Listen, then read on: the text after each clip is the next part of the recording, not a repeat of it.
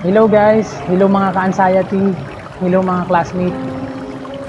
Naisipan kong gumawa muli ng video para sa inyo, para sa mga nahihirapan sa anxiety disorder, nervyos, panic disorder, yan, GERD, yan, sa mga nahihirapan sa ganitong uri ng disorder. Para sa inyo tong video na to, no? Pasensyaan nyo na kung medyo hindi tayo kadalas mag-upload ng ating video, gawa ng sobrang busy talaga sa trabaho. Talagang ang time ko lang para makapag-upload ng ating video ay pagkatapos ng trabaho, katulad ngayon, no? So disclaimer muna tayo, no? Hindi po ako eksperto, hindi ako espesyalista, hindi rin po ako doktor. Nais ko lang ibahagi sa inyo ang aking personal experience, mga sariling karanasan tungkol sa anxiety disorder, dahil minsan din ako pinadapa ng anxiety disorder, nervyos, panic disorder. Yan. Ito naman po yung binabahagi ko sa inyo, yung aking personal experience, no? So, topic natin ngayon, para sa inyo to, sa mga nahihirapan bumiyahe, takot lumabas, takot sa maraming tao,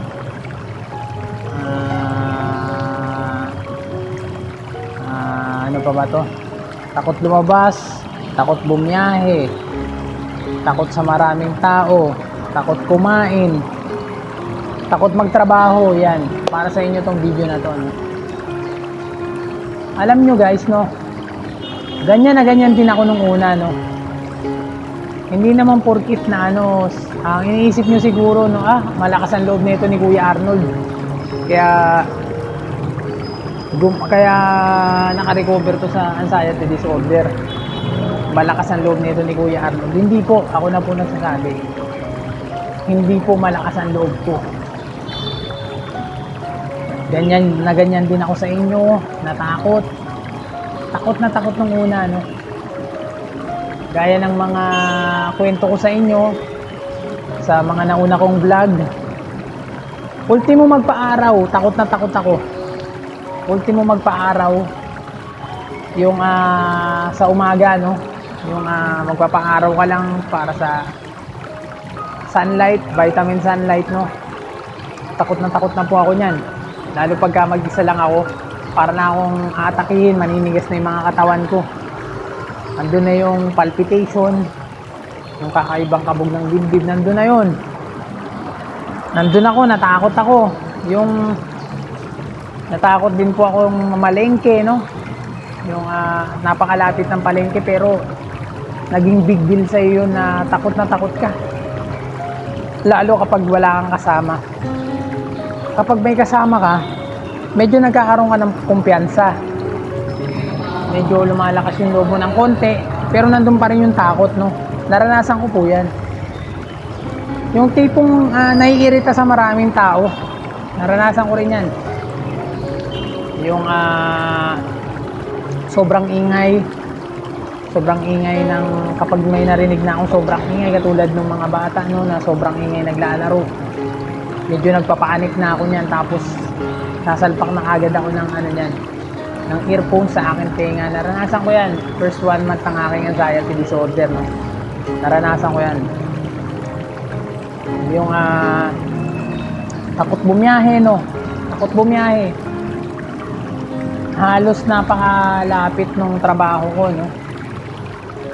Nagawa ko pang magpahatid sa asawa ko sa sobrang takot, sobrang panic talaga. Naranasan ko yan. 2 sakay lang, no, yung trabaho ko mula dun sa bahay.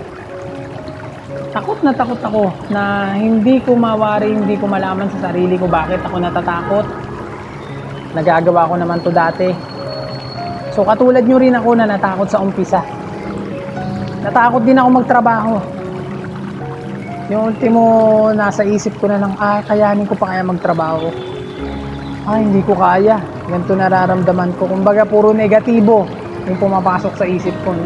Hindi ko pa kayang magtrabaho, takot pa ako. Ultimo magpa-araw o lumabas ng bahay, takot na takot ako. Ako man sa sarili ko, napakaraming katanungan bakit ako nagkaganto, sabi ko. Hindi naman ako ganito dati. Natakot din ako mag-CR, no? Yung tipong ako lang mag-isa sa CR, takot na ako nun. So lahat ng takot na yan naranasan ko, no? Normal lang pala ito sa may anxiety disorder, lalo na kung bago pa yung anxiety disorder mo. Matatakot talaga tayo sa umpisa, no? Si Kuya Arnold, natakot din po si Kuya Arnold. Kala nyo malakas yung loob ko. Hindi po. Ngayon, dumako naman tayo kung paano ko na-overcome itong mga ito, no? Katulad nung takot sa maraming tao, no? Paano ko siya na-overcome? Himay-himayin ko sa inyo to, no? Na-overcome ko yung maraming tao, takot sa maraming tao. Kasi, tinulungan ko yung sarili ko. Tinatak ko sa isip ko na hindi pwede ito. Kailangan kong harapin, kailangan ko ibalik yung dating ako, no? Tinatak ko sa isip ko, hindi ako ganito dati. Hindi ako ganito dati, sabi ko sa sarili ko. Ang ginawa ko nun, lagi akong umi-standby sa maraming tao, no? Katulad sa bilyaran, no? May times na matatakot ako dun. Yung naiirita na pag sobrang ingay na nila. Andiyan na yung kabog ng dibdib ko na para na akong magpapanik attack. Pagka ganun na nararamdaman ko, no? Ganun na, medyo kinakabahan na ako. Aalis na ako doon sa bilyaran na pinag-standbyan ko na maraming tao. Aalis na ako doon. Punta na uli ako ng bahay. Kinaumagahan, pupunta uli ako doon. I-standby uli ako. Andun na naman, magpaparamdam na naman si anxiety disorder. May irita na naman ako sa maraming tao, sa maiingay. Yung konting sigawan lang nila, ayun na, para na akong aatakihin. Uwi uli ako sa bahay. Pangatlong araw, ganun uli. So, inaraw-araw ko siya, no? Inaraw-araw ko siya, tinulungan ko yung sarili ko. Hindi ako ganito dati. Kailangan may balik ko yung dating ako. Hindi ako dati. Hindi ako ganito dati. Hindi ako nababaliw o ano paman. Ang alam ko lang, nagkaroon ako ng takot sa aking puso't isipan. So, normal pa rin ako. Yun yung tinatak ko sa isip ko. Normal pa rin ako. So, gusto kong ibalik yung dating ako. Tinatak ko sa isipan ko yan. Ito tip lang, no? Kung isa kang ama ng tahanan, isa kang ina ng tahanan, no? Isipin mo yung mga mahal mo sa buhay, no? Gawin mo silang inspirasyon na kaya ko to, hindi pwedeng ganito ako. Paano na yung mga mahal mo sa buhay? Lagi mong itatak sa isipan mo yan. Paano na yung mga anak ko? Kailangan ako ng mga anak ko. Nariyan ang mahal na Panginoon na gumagabay sa akin. Hindi niya ako pababayaan. Yan yung laging instinct mo, no? Tulungan mo yung sarili mo. Tulungan mo yung sarili mo na makaahon, makabalik na dating ikaw. Kasi ganyan na ganyan ako noon. So, inaraw-araw ko, no? Unti-unti na-overcome ko siya, no? Kasi lahat ng takot mo na yan, parang bakod yan, eh. Lahat ng takot mo, parang bakod yan, no? Na kapag hindi mo siya isinuong, no? Patuloy siyang nakaharang. Ito yung fear mo. Ito ikaw. Kapag di mo siya hinarap, patuloy siyang nakaharang. Patuloy kanyang tatakutin. Pero kapag unti-unti mo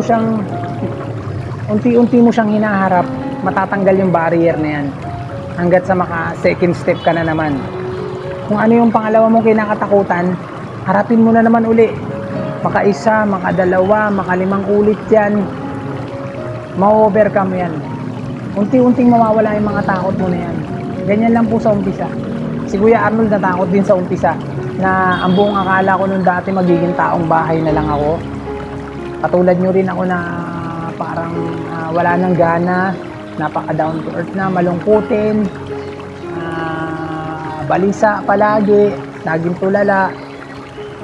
Tapos iniisip yung nangyari sa sarili, iniisip yung kalusugan. Kasi napakarami nating nararamdaman talaga pagka may anxiety disorder tayo eh. Napakarami nating mararamdaman. So napaka-normal lang lahat ng yan, no? Matatakot kayo sa umpisa. Ganyan na ganyan ako. Na ang buong akala ko na hindi na ako makakaahon. Kasi ang dami kong kinatakutan. Sumakay sa tricycle, sumakay sa motor, magbisikleta, lumabas ng bahay. Wala na akong wala na talaga akong magawa sa bahay, no. Ang ginagawa ko na lang talaga nung maghugas-hugas ng pinggan. Maghugas-hugas ng pinggan, pero nakakabuhat naman ako. Ang problema lang talaga takot. Takot, no. Takot sa puso't isipan talaga. Yan talaga yung anxiety disorder, no. So sinuong ko siya, tinatak ko sa isipan ko, ginawa kong inspirasyon yung mga mahal ko sa buhay, no. So sinuong ko siya, tinatak ko sa isipan ko, ginawa kong inspirasyon yung mga mahal ko sa buhay, no. Ginawa ko silang inspirasyon na hindi pwede to. Minsan pa nga naging wake up call sa akin eh. Naging wake up call sa akin, no. Sabi ko, sa isip-isip ko, hindi pwedeng magdildil ng asin ng aking mga anak, ng aking asawa. Hindi pwede to. Sabi ko, paano pag nagdildil na kami ng asin? Sabi ko, so hindi pwede to. 1 month and 18 days, nag-start na ako ng trabaho na napakalakas ng aking anxiety disorder. Although hindi na ako nagpa-panic attack ng mga time na yan, pero pumasok ako ng trabaho na napakalakas ng aking anxiety disorder. Sa mga nagtatanong, no, makakatulong kaya yung trabaho, no, sa pag-overcome sa aking anxiety disorder? Opo, 100% po makakatulong po yung trabaho. Yung iba kasi nag-iisip na baka lumala ito pag patuloy ako nagtrabaho. Ang gawin mo, kasi ganito ang ginawa ko eh. Sobrang stress na ako sa trabaho, no. Ginawa ko, tapos miss na miss ko na yung mga mahal ko sa buhay. Ginawa ko, nagpahinga talaga ako. Nagpahinga ako ng 1 month, 1 month and 18 days nagpahinga ako. And then pumasok ako sa work ng napakalakas pa ng anxiety disorder ko. So makakatulong po ang trabaho sa ating mga may anxiety disorder, no. Makakatulong yan 100%. Kasi diyan excuse me. Kasi diyan malilibang ka. Sa trabaho mo mapopokus yung mind mo. Malilibang ka sa trabaho mo, mapopokus yung mind mo. Mahati kasi siya. Magpo-focus sa trabaho tsaka magpo-focus dun sa nararamdaman mo. Ganyan. Kasi pag sa bahay ka lang, magpo-focus ka lang sa nararamdaman mo. Magpo-focus ka lang. Doon at magraraning ang isip mo. Doon magraraning yung basta yun yung iisipin mo, yung mga nararamdaman mo. Pangatlo naman, kapag may work ka, unti-unti mo nahaharap yung mga takot mo, no? Unti-unti mo nakakabisado, may mga bagong parating na sintomas, no? Kasi ganun yan, yung anxiety disorder. May mga bagong sintomas na parating, hindi familiar sa pakiramdam mo.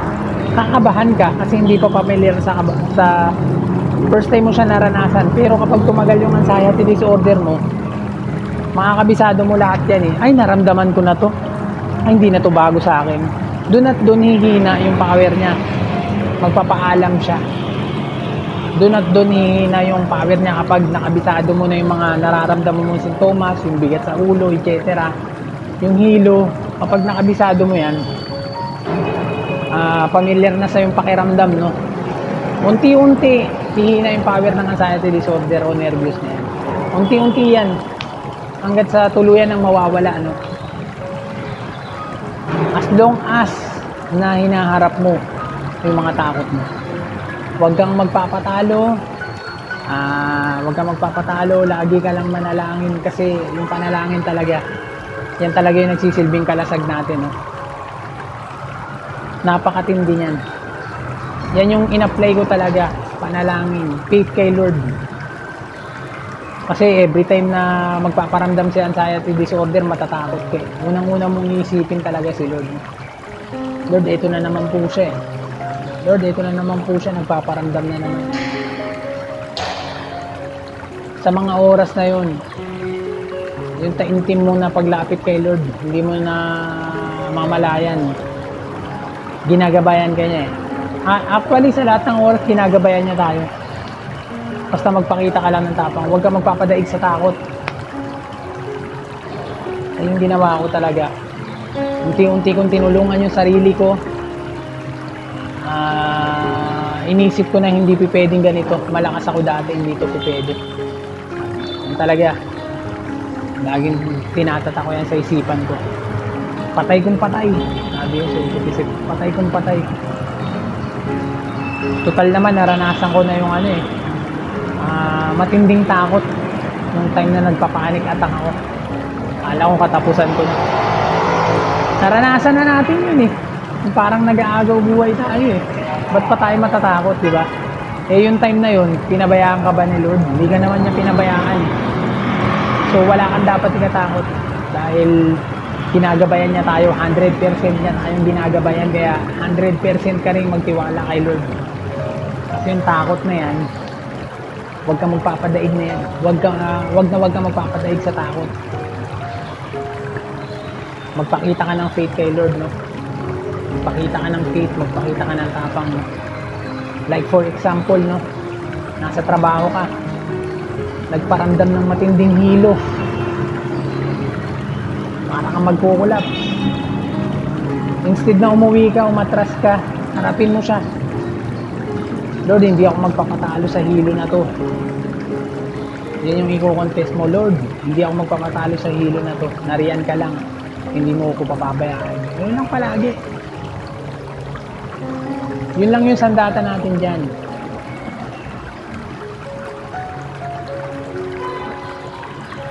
Ganyan lang ang maibuhay anxiety. Mahirap sa mahirap, pero kailangan mo ng pananampalataya. Kapit lang, kaya nga sabi nila kapit lang. Ibig sabihin nun, kapit lang sa mahal ng Panginoon, huwag kang bibitaw. Actually, tayong mga may anxiety disorder, mahaba ang buhay. Nariyan kasi, tayong mga may anxiety disorder, madasalin. Laging iniisip si Lord. Laging isinasa puso natin si Lord, tayong mga may anxiety disorder. Parang special tayo. Hindi katulad ng iba na nagpapakasasa sa mga makamundong gawain, no? Yun din yung na-obserbahan ko sa sarili ko nung nagkaroon ako ng anxiety disorder. Nabago yung mga dating gawa ko. Nabago talaga. Na lagi kong iniisip si Lord sa lahat ng oras. Kung dati, diretso na lang ako matulog. Ngayon hindi. Mananalangin muna ako bago matulog. Mananalangin muna ako bago ako bumangon sa umaga. Mananalangin muna ako bago ako mag-start sa trabaho. Mananalangin ako pagkatapos ng aking trabaho. Ganyan. Nabago ako ng mga anxiety disorder ako. Kaya para sa akin, blessings ito. Ganyan lang sa umpisa talaga. Matatakot kayo. Tulad ko, natakot ako. Gawin nyo, salubungin nyo lang araw-araw yan. Kasi kapag di mo sinalubong yan, ito yung takot mo, ito ikaw. Kapag di mo sinalubong yung takot mo, patuloy ka niyang haharangan, patuloy ka niyang tatakutin. Kasi hindi mo siya hinaharap eh. Lagi ka lang nagpapatalo sa kanya. Lagi ka nagpapatalo sa kanya, hindi mo siya hinaharap. Pero kapag hinarap mo siya, unti-unti siyang bibigay. Unti-unti ka makakaahon. Ganun lang may anxiety disorder.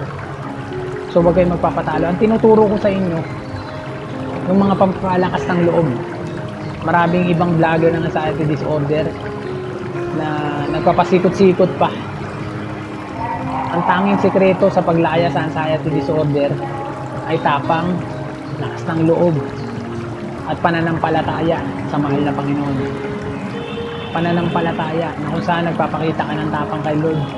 Hindi ka natatakot sa anumang sintomas na maramdaman mo sa anxiety disorder. Ayan, yan ang faith. Huwag mo i-confess yung mga nararamdaman mo na ang hirap naman ito, naninigip na naman yung dibdib ko, natuduwal na naman ako, nahihilo na naman ako. Huwag mo i-confess yan. Huwag mo i-confess yan. Ang i-confess mo, Lord, baliwala itong hilong ito.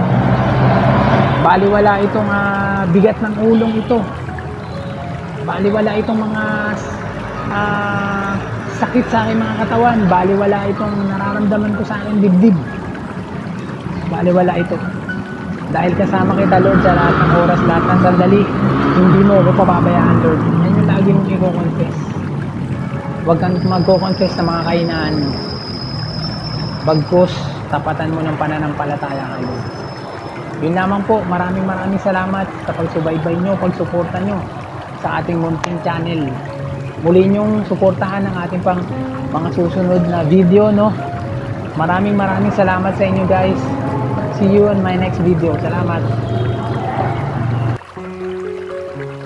Hello guys. Hello mga ka-anxiety. Hello mga classmate. Naisipan kong gumawa muli ng video para sa inyo. Para sa mga nahihirapan sa anxiety disorder, nervyos, panic disorder. Yan. GERD. Yan. Sa mga nahihirapan sa ganitong uri ng disorder. Para sa inyo tong video na to, no? Pasensyaan nyo na kung medyo hindi tayo kadalas mag-upload ng ating video gawa ng sobrang busy talaga sa trabaho.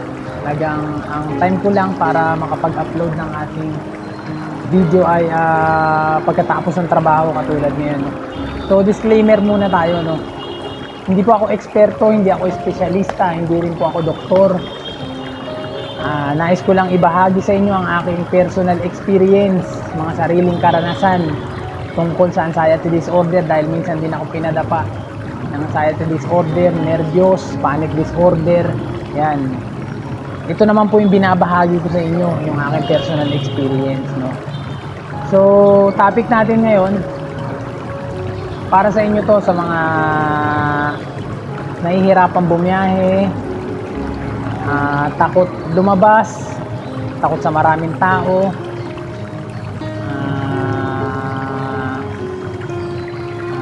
ano pa ba to? Takot lumabas, takot bumiyahe, takot sa maraming tao, takot kumain, takot magtrabaho. Yan, para sa inyo tong video na to, no? Alam nyo guys, no, ganyan na ganyan din ako nung una, no. Hindi naman porkit na ano, ang iniisip nyo siguro, no, malakas ang loob nito ni Kuya Arnold, kaya naka-recover to sa anxiety disorder. Malakas ang loob nito ni Kuya Arnold. Hindi po, ako na po nagsasabi, hindi po malakas ang loob ko. Ganyan din ako sa inyo, natakot. Takot na takot nung una, no. Gaya ng mga kwento ko sa inyo sa mga nauna kong vlog. Ultimo magpa-araw, takot na takot ako. Ultimo magpa-araw yung sa umaga, no. Yung magpapa-araw ka lang para sa sunlight, vitamin sunlight, no. Takot na po ako niyan. Lalo pagka mag-isa lang ako, para na akong atakihin, maninigas na yung mga katawan ko. Nandun na yung palpitation, yung kakaibang kabog ng dibdib, nandun na yun. Nandun ako, natakot ako. Yung natakot din po akong mamalengke, no? Yung napakalapit ng palengke, pero naging big deal sa iyo yun na takot ka. Lalo kapag wala kang kasama. Kapag may kasama ka, medyo nagkakaroon ka ng kumpiyansa. Medyo lumalakas yung loob mo ng konti, pero nandun pa rin yung takot, no? Naranasan ko po yan. Yung tipong naiirita sa maraming tao, naranasan ko rin yan. Yung sobrang ingay, sobrang ingay ng kapag may narinig na akong sobrang ingay katulad ng mga bata no na sobrang ingay naglalaro.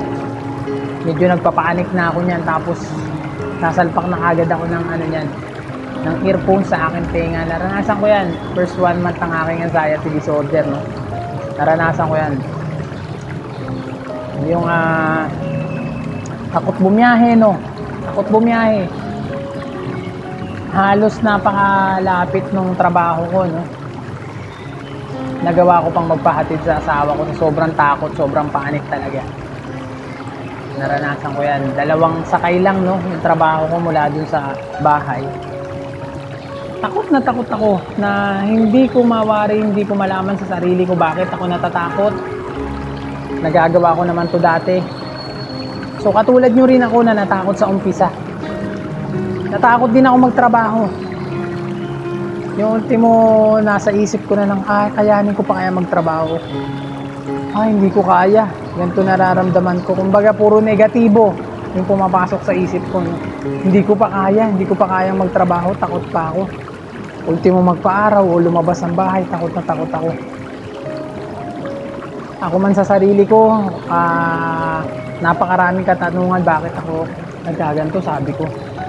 Hindi naman ako ganito dati. Natakot din ako mag-CR, no? Yung tipong ako lang mag-isa sa CR, takot na ako nun. So, lahat ng takot na yan, naranasan ko, no?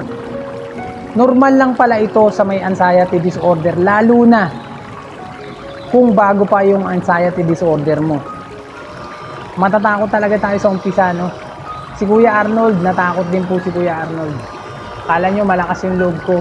Hindi po. Ngayon, dumako naman tayo kung paano ko na-overcome itong mga ito, no? Katulad nung takot sa maraming tao, no? Paano ko siya na-overcome? Himay-himayin ko sa inyo to, no? Na-overcome ko yung maraming tao, takot sa maraming tao. Kasi, tinulungan ko yung sarili ko. Tinatak ko sa isip ko na hindi pwede ito. Kailangan kong harapin, kailangan ko ibalik yung dating ako, no? Tinatak ko sa isip ko, hindi ako ganito dati.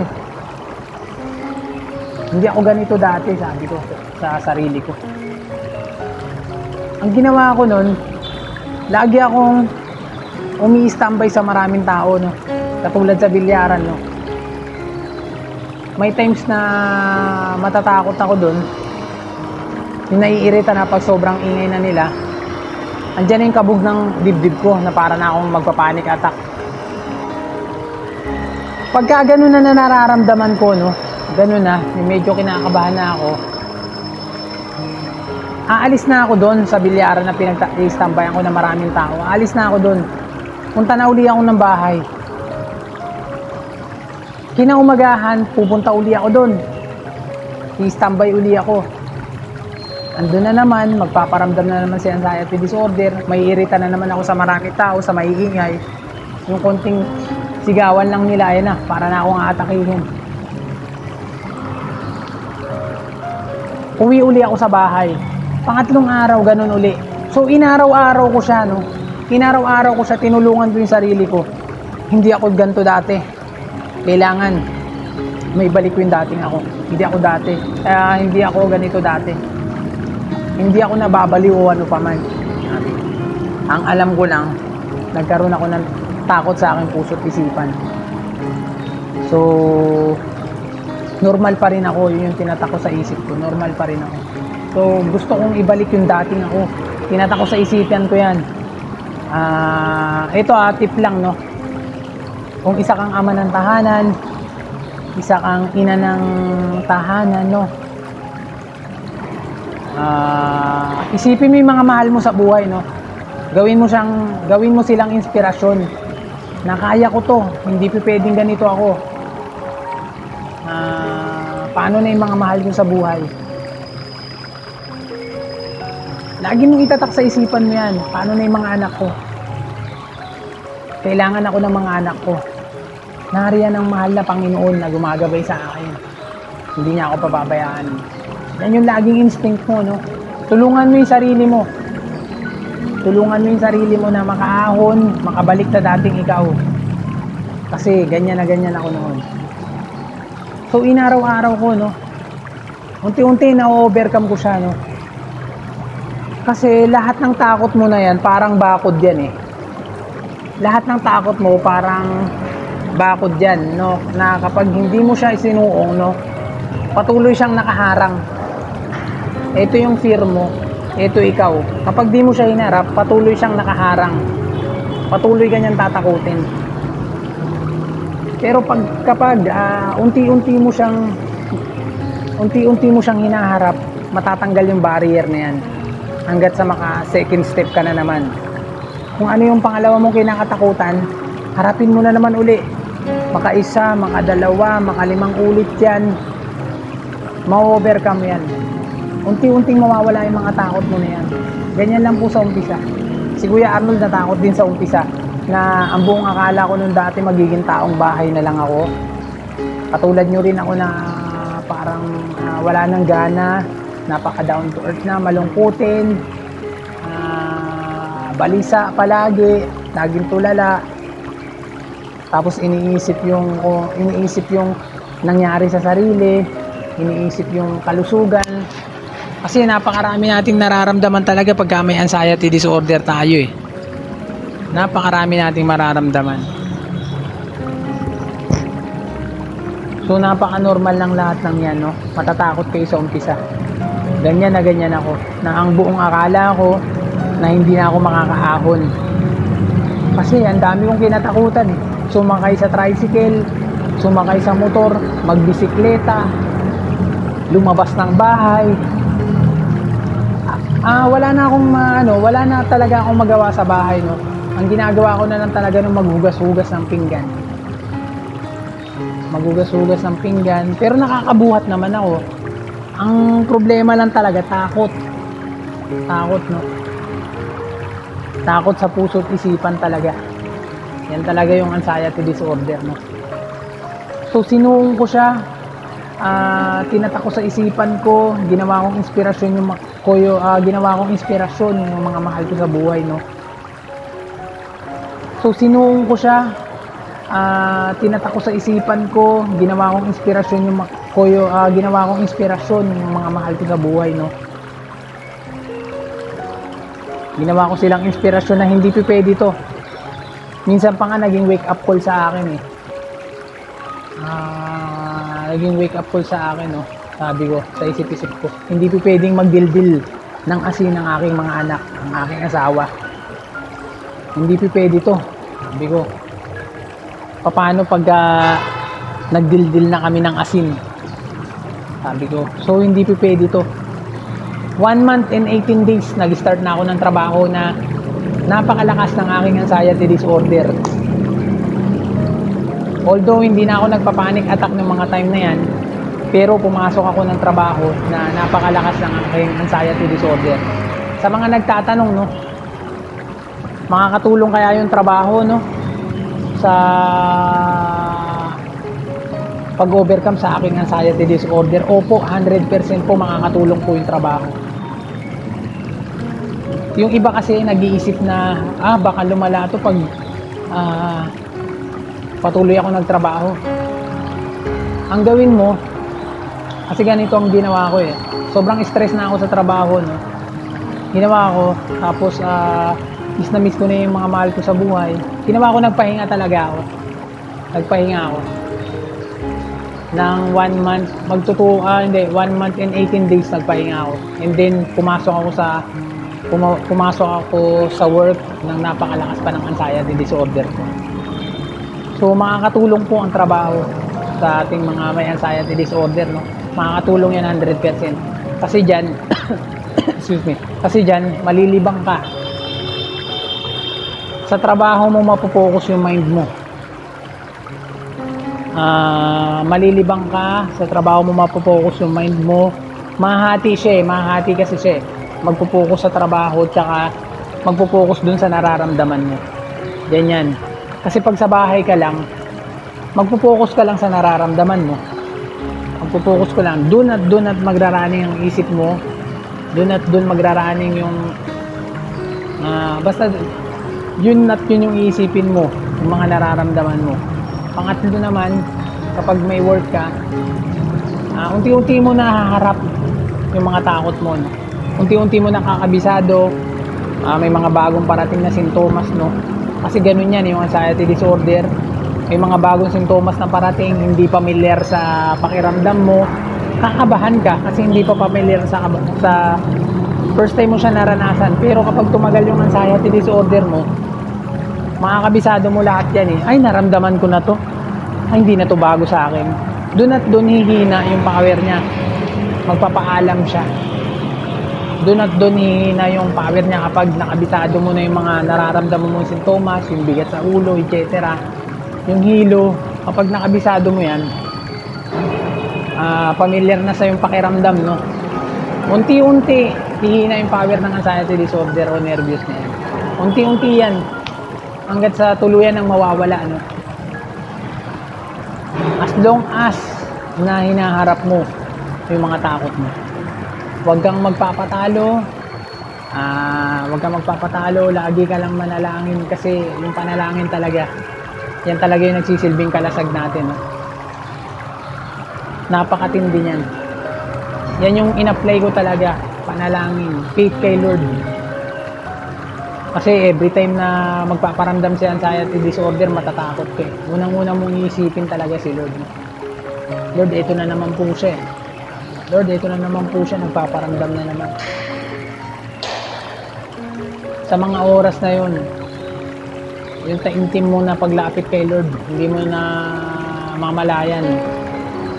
Ginagabayan ka niya eh. Actually, sa lahat ng oras, ginagabayan niya tayo. Basta magpakita ka lang ng tapang. Huwag ka magpapadaig sa takot. Ayun yung ginawa ko talaga. Unti-unti kong tinulungan yung sarili ko. Inisip ko na hindi pwedeng ganito. Malakas ako dati, hindi ito pwede. Talaga. Laging tinatata ko yan sa isipan ko. Patay kong patay. Sabi yun sa isip. Patay kong patay. Total naman, naranasan ko na yung matinding takot nung time na nagpapanik attack ako. Akala ko katapusan ko na. Naranasan na natin yun eh. Yung parang nag-aagaw buhay tayo eh. Ba't pa tayo matatakot, di ba? Eh yung time na yun, pinabayaan ka ba ni Lord? Hindi ka naman niya pinabayaan eh. So wala kang dapat ikatakot dahil ginagabayan niya tayo, 100% niya tayong ginagabayan, kaya 100% ka rin magtiwala kay Lord. Kasi yung takot na yan, huwag kang magpapadaig na yan. Huwag kang magpapadaig sa takot. Magpakita ka ng faith kay Lord, no? Magpakita ka ng faith, magpakita ka ng tapang, no? Like for example, no? Nasa trabaho ka, nagparamdam ng matinding hilo. Para kang magkukulap. Instead na umuwi ka, umatras ka, harapin mo siya. Lord, hindi ako magpapatalo sa hilo na to. Yun yung i-confess mo, Lord, hindi ako magpapatalo sa hilo na to. Nariyan ka lang, hindi mo ako papabayaan. Yun lang palagi. Yun lang yung sandata natin dyan.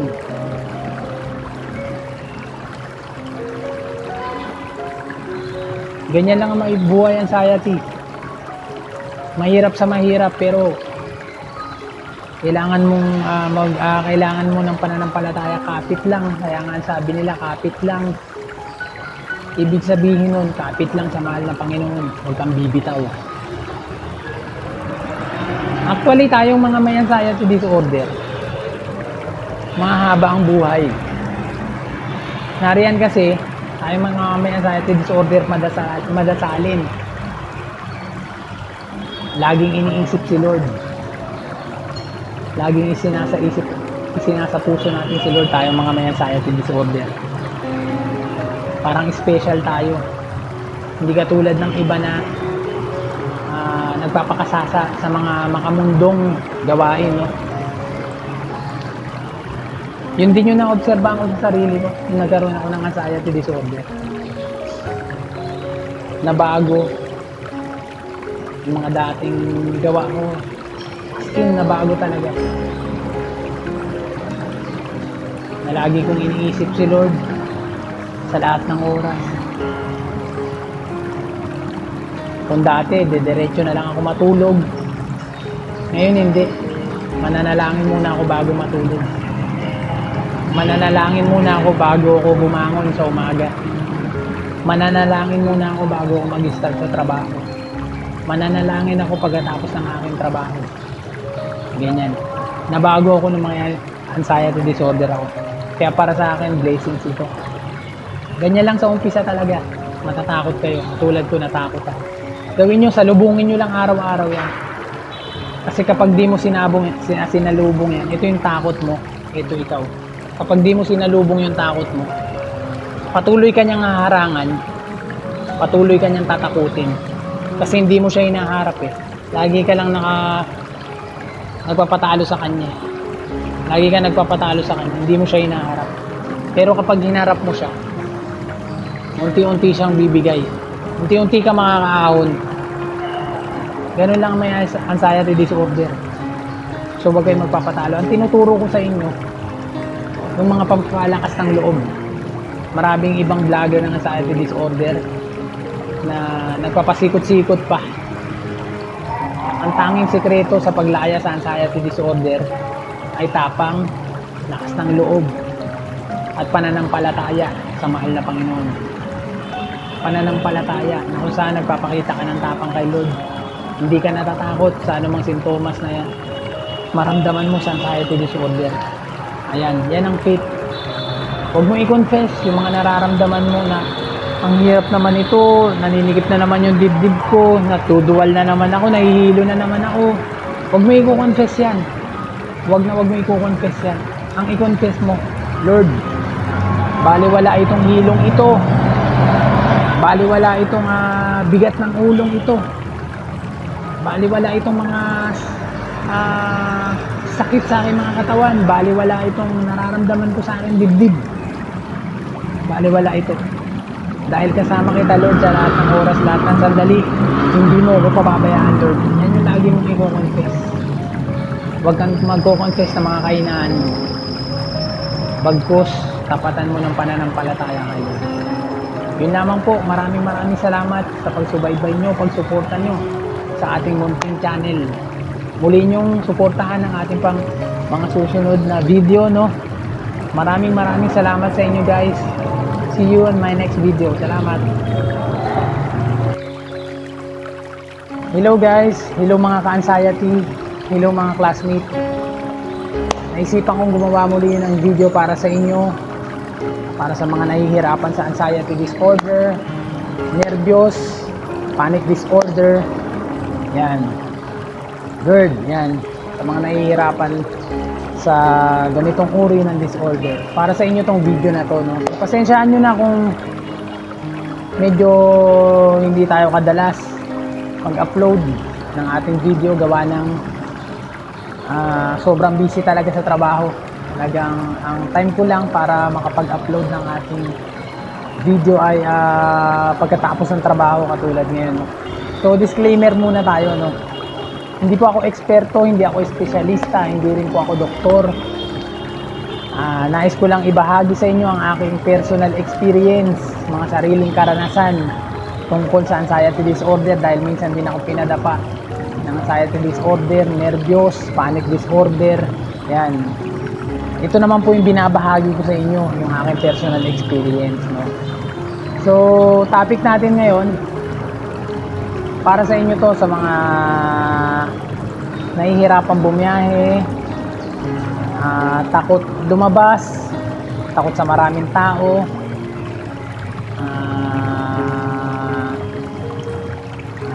ano pa ba to?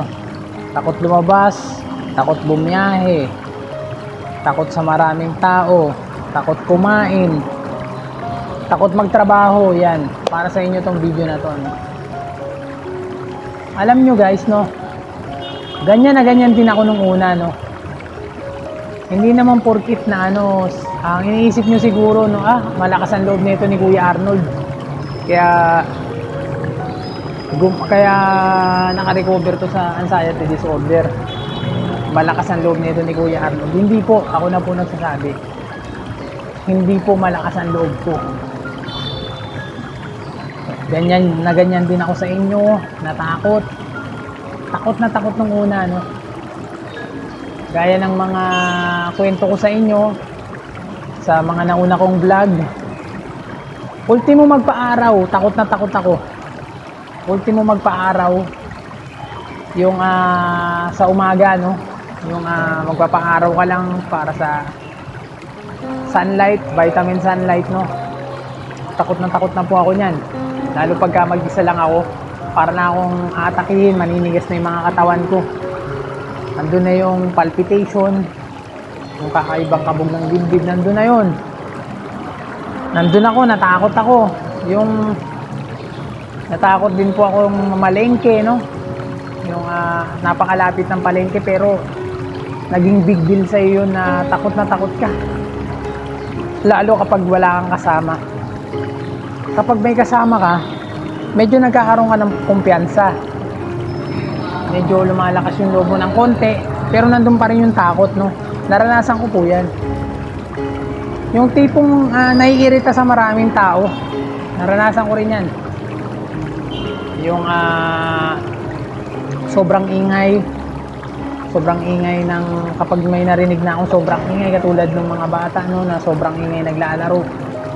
Medyo nagpapanik na ako niyan, tapos sasalpak na agad ako ng ng earphone sa akin tenga. Naranasan ko yan. First 1 month ng aking anxiety disorder, no? Naranasan ko yan. Yung takot bumiyahe, no? Takot bumiyahe. Halos napakalapit ng trabaho ko, no? Nagawa ko pang magpahatid sa asawa ko sa sobrang takot, sobrang panik talaga. Naranasan ko yan. 2 sakay lang, no? Yung trabaho ko mula dun sa bahay. Takot na takot ako na hindi ko mawari, hindi ko malaman sa sarili ko bakit ako natatakot. Nagagawa ko naman to dati. So katulad nyo rin ako na natakot sa umpisa. Natakot din ako magtrabaho. Yung ultimo nasa isip ko na lang, kayanin ko pa kaya magtrabaho. Hindi ko kaya. Ganito nararamdaman ko. Kumbaga puro negatibo yung pumapasok sa isip ko, no? Hindi ko pa kayang magtrabaho, takot pa ako. Ultimo magpa-araw o lumabas ng bahay, takot na takot ako. Ako man sa sarili ko, napakaraming katanungan bakit ako nagkaganto, sabi ko. Hindi naman ako ganito dati. Natakot din ako mag-CR, no? Yung tipong ako lang mag-isa sa CR, takot na ako nun. So lahat ng takot na yan, naranasan ko, no? Normal lang pala ito sa may anxiety disorder, lalo na kung bago pa yung anxiety disorder mo. Matatakot talaga tayo sa umpisa, no? Si Kuya Arnold, natakot din po si Kuya Arnold. Kala nyo malakas yung loob ko. Hindi po. Ngayon, dumako naman tayo kung paano ko na-overcome itong mga ito, no? Katulad nung takot sa maraming tao, no? Paano ko siya na-overcome? Himay-himayin ko sa inyo to, no? Na-overcome ko yung maraming tao, takot sa maraming tao. Kasi, tinulungan ko yung sarili ko. Tinatak ko sa isip ko na hindi pwede ito. Kailangan kong harapin, kailangan ko ibalik yung dating ako, no? Tinatak ko sa isip ko, hindi ako ganito dati. Hindi ako ganito dati, sabi ko sa sarili ko. Ang ginawa ko nun, lagi akong umi-standby sa maraming tao, no? Katulad sa bilyaran, no? May times na matatakot ako dun. Yung naiirita na pag sobrang ingay na nila. Andyan na yung kabog ng dibdib ko na para na akong magpa-panic attack. Pagka ganun na nararamdaman ko, no? Ganun na, yung medyo kinakabahan na ako. Aalis na ako doon sa bilyaran na pinag-istambayan ko na maraming tao. Aalis na ako doon. Punta na uli ako ng bahay. Kinaumagahan, pupunta uli ako doon. I-standby uli ako. Andun na naman, magpaparamdam na naman si anxiety disorder. May irita na naman ako sa maraming tao, sa maiingay. Yung konting sigawan lang nila, ayun na, para na akong aatakihin. Uwi uli ako sa bahay. Pangatlong araw, ganun uli. So, inaraw-araw ko siya, no? Inaraw-araw ko siya, tinulungan ko yung sarili ko. Hindi ako ganito dati. Kailangan may balik ko yung dating ako. Hindi ako dati. Kaya hindi ako ganito dati. Hindi ako nababaliw o ano pa man. Ang alam ko lang, nagkaroon ako ng takot sa aking puso't isipan. So, normal pa rin ako. Yun yung tinatakot sa isip ko. Normal pa rin ako. So, gusto kong ibalik yung dating ako. Tinatakot sa isipan ko yan. Ito tip lang, no? Kung isa kang ama ng tahanan, isa kang ina ng tahanan, no? Isipin mo yung mga mahal mo sa buhay, no? Gawin mo silang inspirasyon na kaya ko to, hindi pwedeng ganito ako. Paano na yung mga mahal mo sa buhay? Lagi mong itatak sa isipan mo yan. Paano na yung mga anak ko? Kailangan ako ng mga anak ko. Nariyan ang mahal na Panginoon na gumagabay sa akin. Hindi niya ako pababayaan. Yan yung laging instinct mo, no? Tulungan mo yung sarili mo. Tulungan mo yung sarili mo na makaahon, makabalik sa dating ikaw. Kasi ganyan na ganyan ako noon. So, inaraw-araw ko, no? Unti-unti na-overcome ko siya, no? Kasi lahat ng takot mo na yan, parang bakod yan, eh. Lahat ng takot mo, parang bakod yan, no? Na kapag hindi mo siya isinuong, no? Patuloy siyang nakaharang. Ito yung fear mo. Ito ikaw. Kapag di mo siya hinarap, patuloy siyang nakaharang. Patuloy ganyan tatakutin. Pero kapag unti-unti mo siyang hinaharap, matatanggal yung barrier na yan. Hanggat sa second step ka na naman. Kung ano yung pangalawa mong kinakatakutan, harapin mo na naman uli. Maka-1, maka-2, maka-5 ulit yan. Ma-overcome yan. Unti-unting mawawala yung mga takot mo na yan. Ganyan lang po sa umpisa. Si Kuya Arnold natakot din sa umpisa na ang buong akala ko nung dati magiging taong bahay na lang ako. Katulad nyo rin ako na parang wala nang gana, napaka down to earth na, malungkutin, balisa palagi, laging tulala. Tapos iniisip yung nangyari sa sarili, iniisip yung kalusugan. Kasi napakarami nating nararamdaman talaga pagka may anxiety disorder tayo, eh. Napakarami nating mararamdaman. So napaka-normal lang lahat ng yan, no? Matatakot kayo sa umpisa. Ganyan ako. Na ang buong akala ko na hindi na ako makakaahon. Kasi ang dami kong kinatakutan, eh. Sumakay sa tricycle, sumakay sa motor, magbisikleta, lumabas ng bahay. Wala na talaga akong magawa sa bahay, no. Ang ginagawa ko na lang talaga nung maghugas-hugas ng pinggan. Maghugas-hugas ng pinggan, pero nakakabuhat naman ako. Ang problema lang talaga, takot. Takot, no. Takot sa puso't isipan talaga. Yan talaga yung anxiety disorder, no. So sinuong ko siya, tinatak ko sa isipan ko, ginawa kong inspirasyon yung mga mahal ko sa buhay, no. So sinuong ko siya, tinatak ko sa isipan ko, ginawa kong inspirasyon yung mga mahal ko sa buhay, no.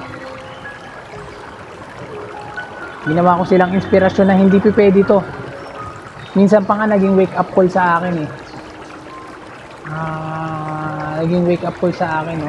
Sabi ko, sa isip-isip ko, hindi pwedeng magdildil ng asin ng aking mga anak, ng aking asawa.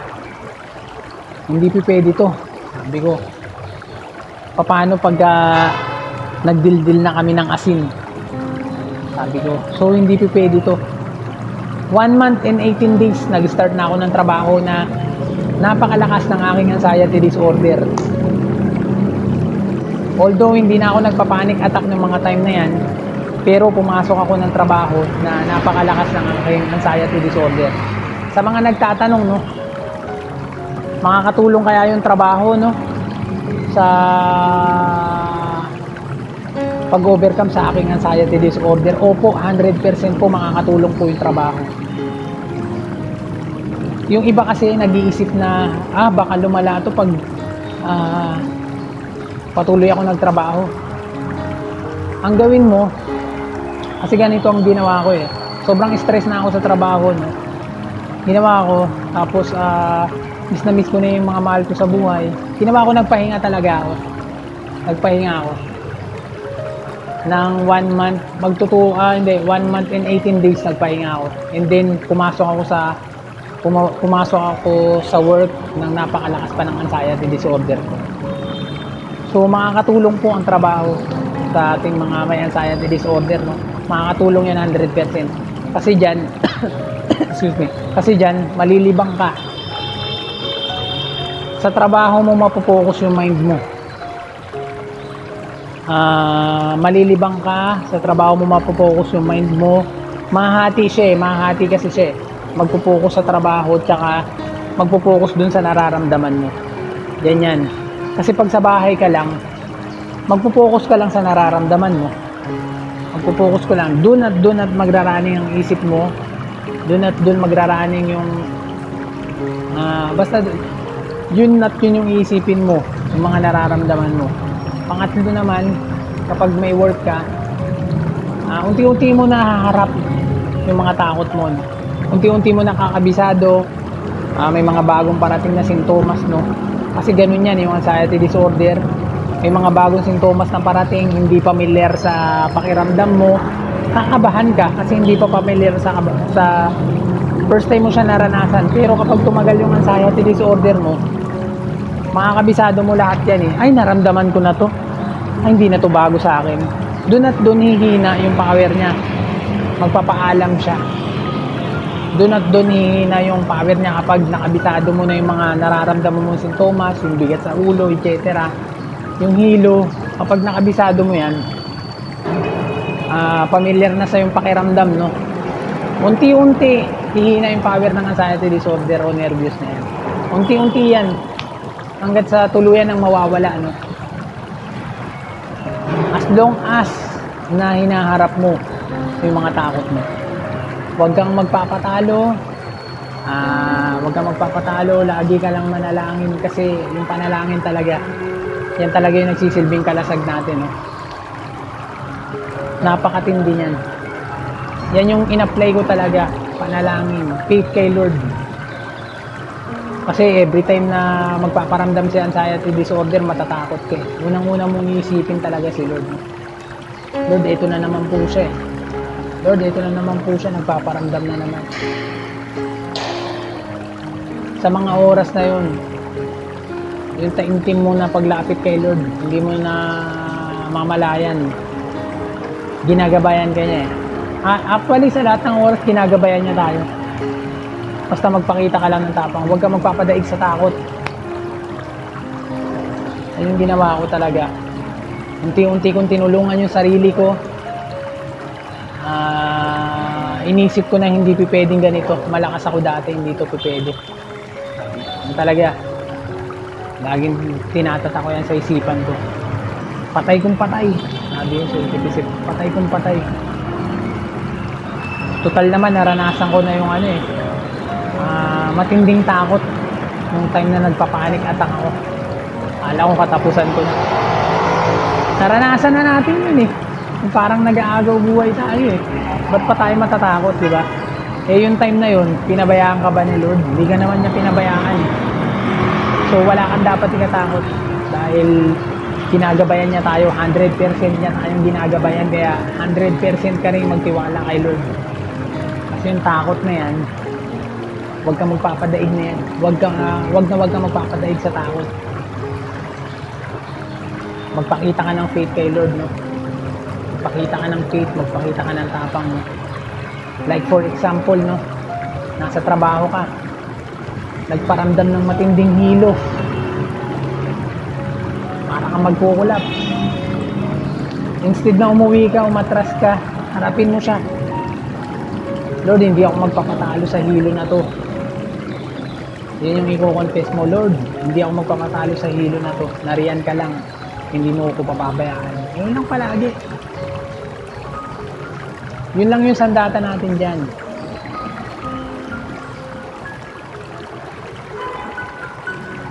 Ganyan lang ang buhay anxiety. Mahirap sa mahirap, pero kailangan mong kailangan mo ng pananampalataya. Kapit lang, kaya nga sabi nila kapit lang. Ibig sabihin nun, kapit lang sa mahal na Panginoon, huwag kang bibitaw. Actually, tayong mga may anxiety disorder, mahaba ang buhay.